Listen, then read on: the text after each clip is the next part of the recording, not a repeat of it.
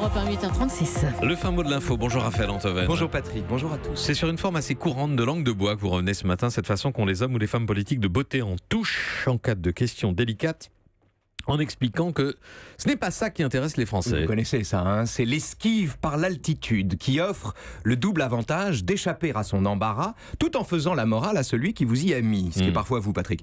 Quand on parle par exemple de Florian Philippot à Marine Le Pen, ou si on parle de ses voyages en première à Jean-Luc Mélenchon, si on parle de ses mensonges à Laurent Wauquiez, si on observe que le cache des ordinateurs du média recouvre des logos de la France insoumise, ou encore si on demande à une députée En Marche comment elle cuisine les pâtes qu'elle est désormais obligée de manger, bref, chaque fois qu'on pose une question gênante, c'est toujours la même réponse indignée qu'on reçoit. Comment ?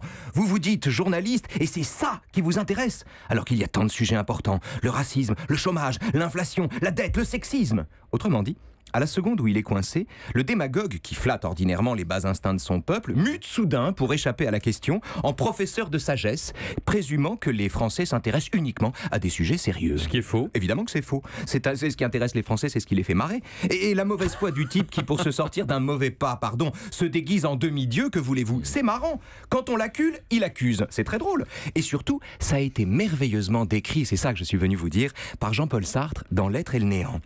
Bon. Oui, c'est l'épisode, mon cher Patrick, dit de la femme de mauvaise foi. Voici l'histoire.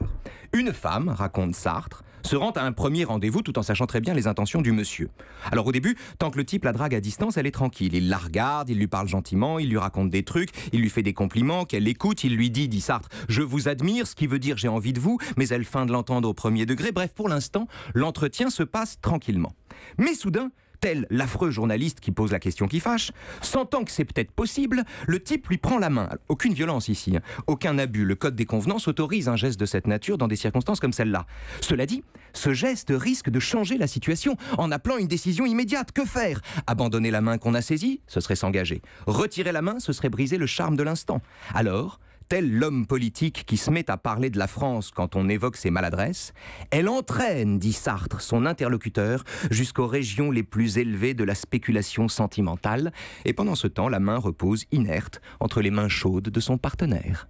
Le fin mot de l'info. Quand on prend de l'altitude, c'est souvent qu'on redoute l'odeur de ses pieds. Oh là là, Qui vive, votre émission du dimanche. À Qui vive, on reçoit Pascal Boniface, parce qu'on est d'accord sur rien, mais qu'on a choisi d'en parler au lieu de s'engueuler, donc dimanche, 13h, 14h. Vous avez le mérite. Europe